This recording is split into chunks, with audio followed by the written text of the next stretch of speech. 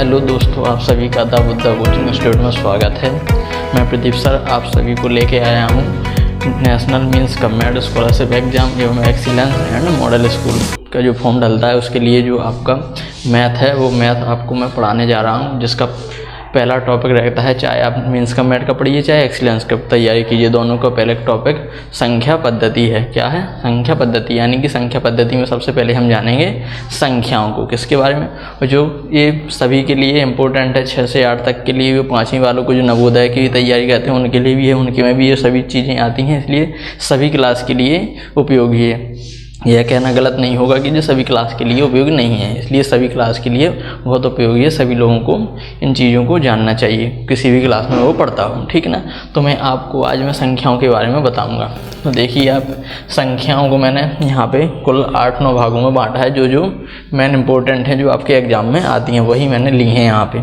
तो सबसे पहले आपको संख्याओं को पता होना चाहिए, आपको दोनों भाषाओं में पता होना चाहिए, हिंदी में भी इंग्लिश में भी, क्योंकि कभी कभी इंग्लिश हिंदी में हम स्टूडेंट कर बैठते हैं। इसलिए प्राकृत संख्या को क्या बोलते हैं? Natural number. क्या बोलते हैं? Natural number. पूर्ण संख्या को बोलते हैं होल नंबर। क्या बोलते हैं? Whole number. पूर्णांक संख्या को बोलते हैं इंटीजर नंबर। कौन सा नंबर? Integer number. सम संख्या को बोलते हैं इवन नंबर, ठीक। विषम संख्या को बोलते हैं ऑड नंबर। क्या बोलते हैं? Odd number. भाज्य संख्या को बोलते हैं कंपोजिट नंबर, ठीक। क्या बोलते हैं? Composite number. अभाज्य संख्या को बोलते हैं प्राइम नंबर। क्या बोलते हैं? Prime number. सह अभाज्य संख्या को बोलते हैं को प्राइम नंबर। यहाँ से बहुत क्वेश्चन आते हैं। और लास्ट में क्या लिखा है? परिमेय संख्या। जी क्लास 8वीं वालों का जो पहला टॉपिक है, पहला ही टॉपिक है उनका परिमेय संख्या, उसकी भी मैं क्लास बनाऊँगा, जो 8 का सिलेबस है। और मीन्स कम्बाइंड का टॉपिक का नाम ही उन लोगों ने पहले ही परिमेय संख्या दे दिया है, तो इसको हमें विस्तार से पढ़ना है। तो आइए हम पहले सभी संख्याओं को जान लेते हैं कि कौन संख्या क्या कहलाती है। तो यहाँ पे नाम लिखा है प्राकृत संख्या। प्राकृत संख्या यानी इंग्लिश में नेचुरल नंबर, यानी वे संख्याएं जो 1 से शुरू होती हैं। कहाँ से शुरू होती हैं? 1 से शुरू होकर कहाँ तक जाती हैं? अनंत तक। यानी कि इसका कोई छोड़ नहीं होता है। अनंत का मतलब होता है इनफाइनाइट, यानी कहीं तक भी जा सकती हैं, इसका कोई छोड़ नहीं होता है। तो वे सभी संख्याएं जो 1 से शुरू होकर कहाँ तक जाती हैं? अनंत तक। उन सभी संख्याओं को क्या कहते हैं? प्राकृत संख्या। आपको समझ में आया होगा, मैंने जो बताया है कि वे संख्याएं जो 1 से शुरू होकर कहाँ तक जाती हैं? अनंत तक जाती हैं, वे सभी प्राकृत संख्याएं कहलाती हैं। आइए दूसरा, यहाँ पे लिखा है पूर्ण संख्या। बस कुछ नहीं करना है, प्राकृत संख्या याद है ना। बस वे संख्याएं जो 0 से शुरू होती हैं। कहाँ से शुरू होती हैं? 0 से शुरू होकर कहाँ तक जाती हैं? अनंत तक। उन सभी संख्याओं को पूर्ण संख्या कहते हैं। क्या कहते हैं? यानी कि होल नंबर कहते हैं। क्या बोलते हैं? Whole number. वे सभी संख्याएं जो 0 से शुरू होकर कहाँ तक जाती हैं? अनंत तक जाती हैं, उन सभी संख्याओं को क्या बोलते हैं? होल नंबर बोलते हैं, ठीक, यानी पूर्ण संख्या कहते हैं। आइए पूर्णांक संख्या। पूर्णांक संख्या किसे कहते हैं? पूर्णांक संख्या 2 प्रकार की होती हैं, एक धन पूर्णांक, एक ऋण पूर्णांक। धन पूर्णांक में धन वाली संख्या यानी पॉजिटिव संख्या, प्लस वाली संख्या लेंगे, और ऋण पूर्णांक में माइनस वाली संख्या लेंगे। देखिए कैसे, जे एक संख्या रेखा बनाई है मैंने, यहाँ 0 ले लिया, तो इस तरफ जो रहेंगी वो पॉजिटिव होंगी, ऐसे अनंत तक बना दी मैंने। और यहाँ जो इस तरफ होंगी वो क्या रहेंगी? माइनस। इनको बोलेंगे हम ऋण पूर्णांक। क्या बोलेंगे? ऋण पूर्णांक। इसलिए इसको क्या बोलते हैं? Integer number.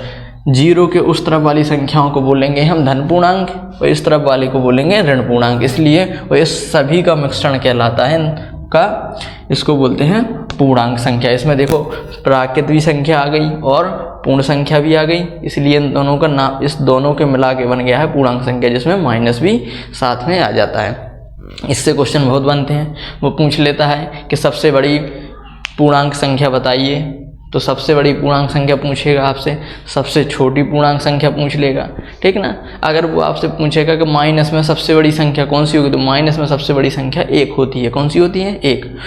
क्योंकि और प्लस में सबसे बड़ी, अब वो पूछेगा 1 अंक की, 2 अंक की, अगर 1 अंक की पूछेगा तो 9 होगी, और 2 अंक की पूछेगा तो 99 होगी, और 3 अंक का पूछेगा तो 999 यानी 3 बार 9 999। 4 अंक की पूछेगा तो 4 बार 9 लगा देना है, 5 अंक की पूछेगा तो 5 बार 9 लगा देना है। अगर वह प्लस यानी धनात्मक संख्या पूछा तब की बात कर रहा हूँ। अगर यही वो पूछेगा कि 1 अंक, अब पूछेगा वो 1 अंक की सबसे बड़ी संख्या, तो हम लोग क्या बोला? 9।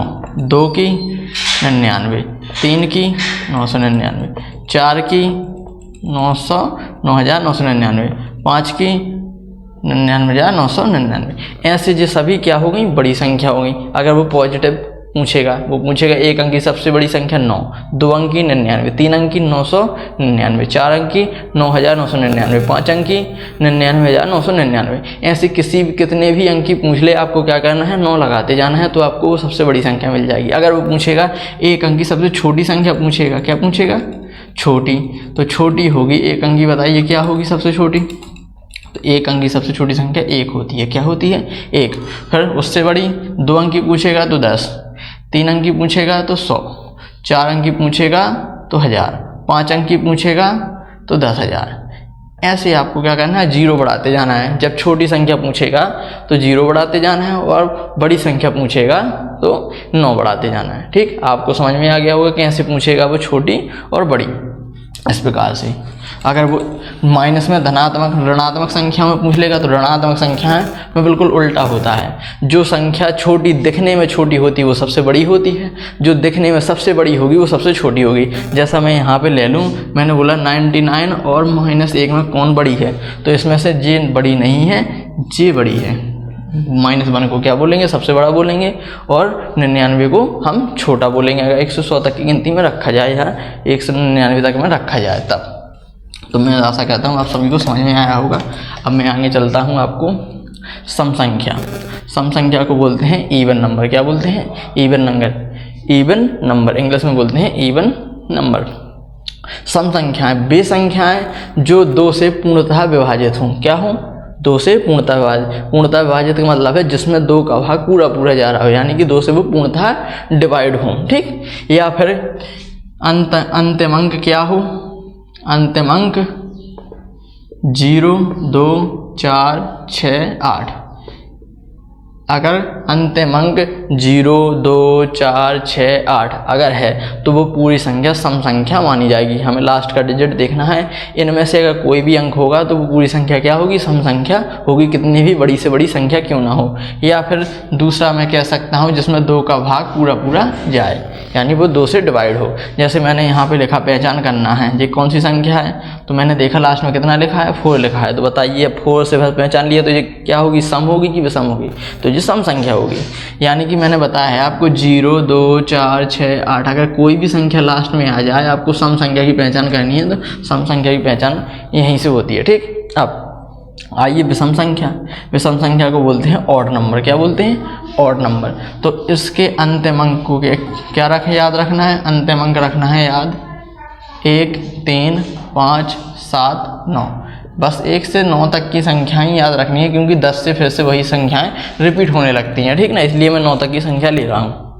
ठीक, तो अगर वो पूछेगा विषम संख्या, पूछेगा क्या पूछेगा, विषम संख्या, तो विषम संख्या में अंतिम अंक क्या देखना है, 1, 3, 5, 7, 9। या फिर इसकी दूसरी परिभाषा में कह सकता हूँ जिसमें 2 का भाग ना जाए, यानी कि जिसमें 2 का भाग पूरा पूरा ना जाए, वो क्या कहलाएंगी, विषम। आइए बात करते हैं भाज्य संख्या पे। भाज्य संख्या बोलते हैं कंपोजिट नंबर। कंपोजिट नंबर का मतलब होता है वो संख्याएं जो 1 से स्वयं से, यानी कि 1 से स्वयं से तो सभी संख्याएं विभाजित हो जाती हैं, 1 से स्वयं से इसके अलावा किसी और संख्या से विभाजित हो जाए, यानी उसमें भाग चला जाए उस संख्या में, वो विभाजित यानी पूर्णतः डिवाइड हों, वो सभी संख्याएं भाज्य संख्याएं होती हैं। जैसे मैंने यहाँ पे लिया 1, वो यहाँ पे मैंने 4 लिया, कितना लिया 4। तो देखना 4 में 1 का भाग जाएगा और 4 का तो जाएगा ही जाएगा, 1 का और स्वयं का तो जा रहा है। इसके अलावा देखना 2 का भाग जा रहा है कि नहीं जा रहा है। बस इन दोनों के अलावा, 1 का और स्वयं के अलावा किसी भी संख्या का अगर भाग चला जाए तो समझ जाना वो क्या है, भाज्य संख्या है। जैसे यहाँ पे मैंने लिखा है 6, कितना लिखा है 6। तो देखना 6 में 1 का भी भाग गया, 6 का भी भाग गया, यानी 1 का और स्वयं का तो गया ही गया। इसके अलावा देखना 2 का भी जाएगा और 3 का भी जाएगा, तो ये भी क्या कहलाएंगी, भाज्य संख्याएं कहलाएंगी।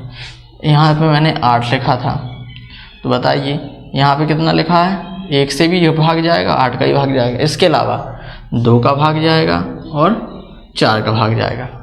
इस प्रकार भी सभी संख्याएं भाज्य संख्याएं होंगी जो 1 से और स्वयं, 1 और स्वयं के अलावा 1, 2 संख्या से और कट जाए। किसी भी संख्या से भाग चला जाए उसमें तो वो सभी भाज्य संख्याएं होंगी, ठीक ना। तो मैं यहाँ पे आपको समझ में आ गया होगा, तो मैं यहाँ पे लिख देता हूँ 1 एवं स्वयं के अलावा किसी भी संख्या से विभाजित हो जाए, ठीक, किसी भी संख्या से क्या हो जाए, विभाजित हो जाए, वो सभी संख्याएं क्या कहलाएंगी, वो सभी संख्याएं भाज्य संख्याएं कहलाएंगी, ठीक। आशा करता हूँ आप सभी को समझ में आ रहा होगा जो मैं पढ़ा रहा हूँ। आप लोग रफ नोटबुक लेके आप इन सभी चीज़ों को नोट करते जाइए, नहीं तो आप लोग भूल जाएंगे। इसलिए आपको जब भी पढ़ना है तो पेन कॉपी लेकर ही बैठना है। ऐसे आपको सभी को लगने लगता है कि सब समझ में आ गया, फिर धीरे धीरे वो सब भूलने लगता है। इसलिए सभी चीज़ों को नोट करते जाइए, ठीक ना। अब लिखा है अभाज्य संख्या। क्या लिखा है? अभाज्य संख्या। इसको बोलते हैं प्राइम नंबर। प्राइम नंबर वो संख्याएं कहलाती हैं जो 1 से और स्वयं से, इसके अलावा किसी संख्या से ना कटे। यानी किस से? 1 से और स्वयं से, ठीक ना। किस का भाग चला जाए इसमें? 1 का भाग चला जाए और स्वयं का भाग चला जाए, इसके अलावा किसी संख्या का भाग ना जाए। जैसे 1 से एवं स्वयं से, ठीक, 1 से एवं स्वयं से भाग जाए, इसके अलावा किसी से विभाजित ना हो, विभाजित हो। एग्जाम्पल देखिए, एग्जाम्पल में क्या क्या ले सकता हूँ मैं? एग्जाम्पल में आप ले सकते हैं क्या? एग्जाम्पल में जैसे मैं आपको लेता हूँ 2। आप सभी के मन में क्वेश्चन डाउट हो रहा होगा कि आपने सर 1 क्यों नहीं लिया? मैंने इसलिए नहीं लिया है, 1 प्राइम नंबर होता है। 1 ना तो भाज्य में आता है ना अभाज्य में आता है, वो सिर्फ एक नेचुरल नंबर है, ठीक ना। 1 की गिनती भाज्य अभाज्य में नहीं की जाती है, 2 से स्टार्ट होती है। कहाँ से होती है? 2 से। तो अगर पूछा जाए सबसे छोटी अभाज्य संख्या कौन सी है तो 2 है। कौन सी है? 2। अगर क्वेश्चन पूछा जाए सबसे छोटी समअभाज्य संख्या कौन सी है तो 2 ही है। पूरी गिनती में, अनंत तक की गिनती में सबसे छोटी अभाज्य संख्या 2 ही है और समअभाज्य संख्या भी 2 ही है। सिर्फ 2 को छोड़कर बाकी सभी विषम अभाज्य संख्या होंगी, समअभाज्य संख्या नहीं होंगी। ये एक अपवाद है। क्या है? अपवाद है, ठीक ना। तो अच्छे से ध्यान रखना है, बहुत क्वेश्चन में आता है। तो 2, 3, 5, 7, 11, 13, 17, 19 और यहाँ पे मैं ले सकता हूँ 23, 29 और 31। ऐसे आपको क्या करनी है? याद रखनी है। 1 से 100 तक की गिनती में कुल 25 अभाज्य संख्याएं होती हैं। कितनी अभाज्य संख्या होती हैं? 25, 25। ये आपको याद रखना है कितनी अभाज्य संख्या होती है। तो मैंने बता दिया है आपको कितनी अभाज्य संख्या होती हैं। 1 से 100 तक की गिनती में 25 अभाज्य संख्याएं होती हैं। बहुत क्वेश्चन आता है, इसलिए मैंने बता दिया आप लोगों को। तो अब मैं यहाँ पर जगह नहीं बची, इसलिए फिर मैं छुटा के ऊपर लिखने वाला हूँ। तो आप देखिए, मैं ऊपर लिखता हूँ। आपको क्या क्या बच गया? सहअभाज्य बच गई, परिमेय संख्या बच गई, ठीक ना। मैं आपको वो भी कराए देता हूँ, ठीक। आपको ध्यान रखना है। देखिए,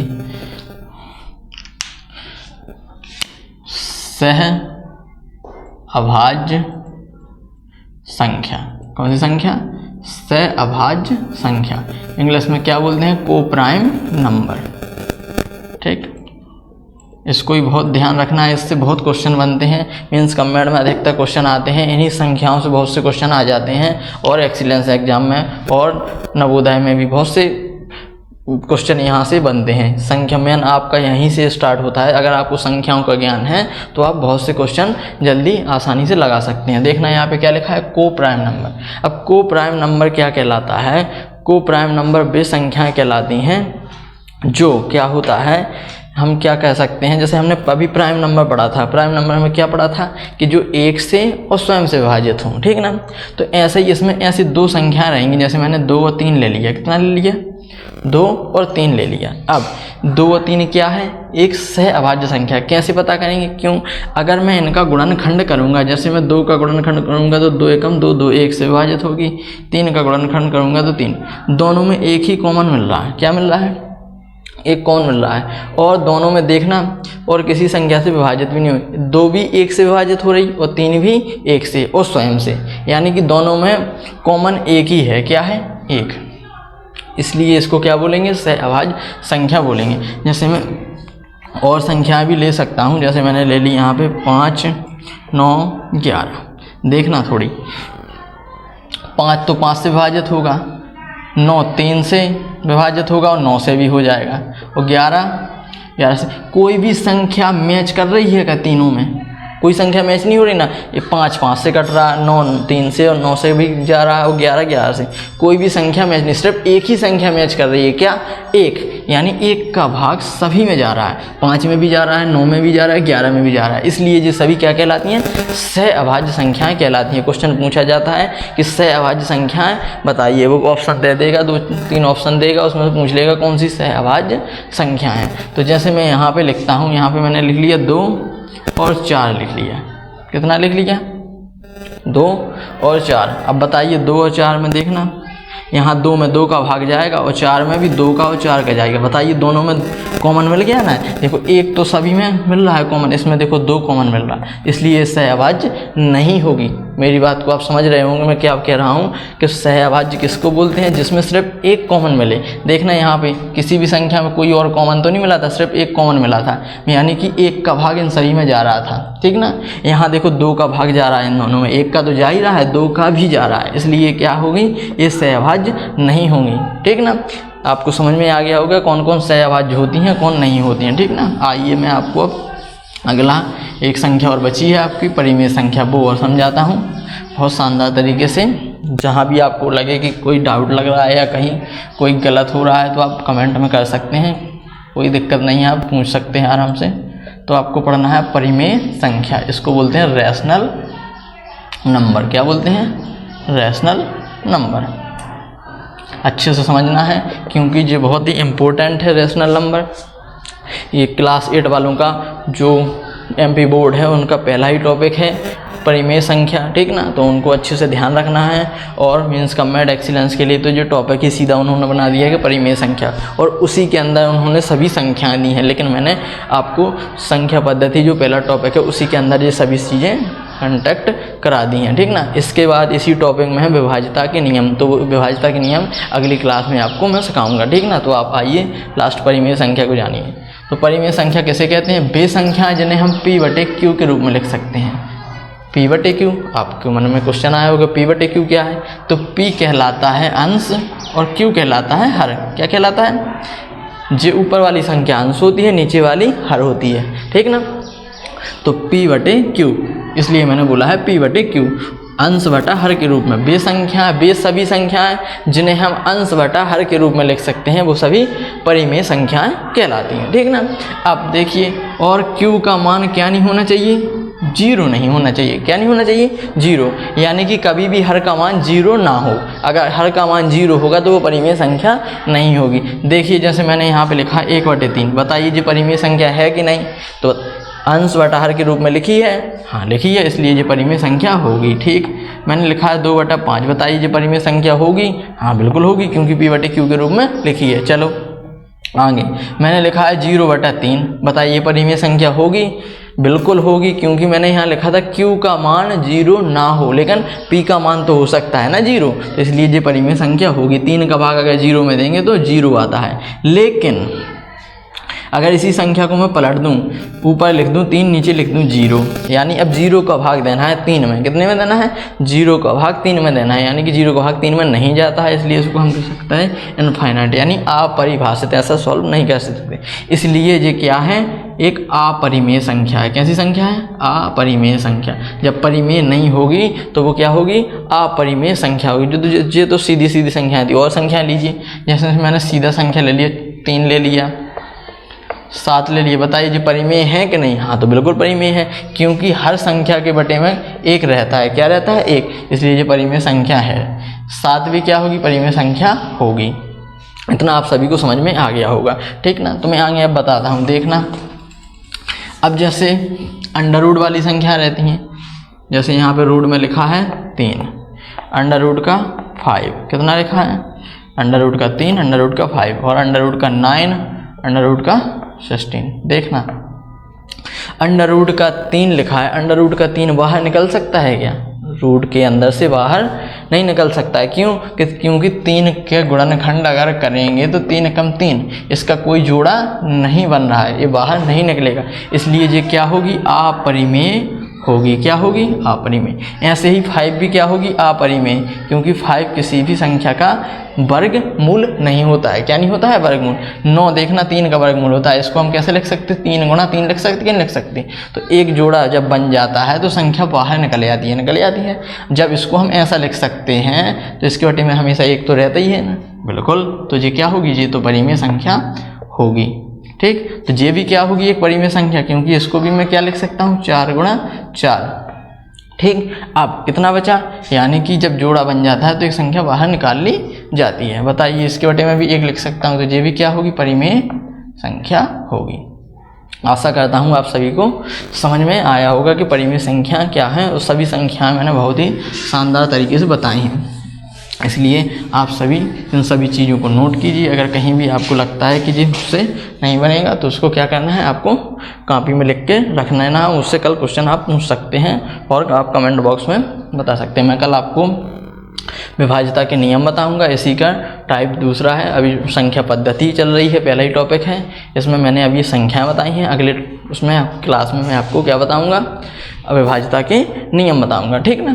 तो आइए अब बात करते हैं जैसे क्वेश्चन कैसे बनेंगे। तो क्वेश्चन बनेंगे, अभी मैंने बताया भी था आपसे, सम संख्या से, विषम संख्या से और भाज्य संख्या से। अब जैसे मैं यहाँ पे क्वेश्चन ले लेता हूँ, एक क्वेश्चन लेता हूँ एग्जाम्पल के तौर पे। वो पूछेगा सबसे बड़ी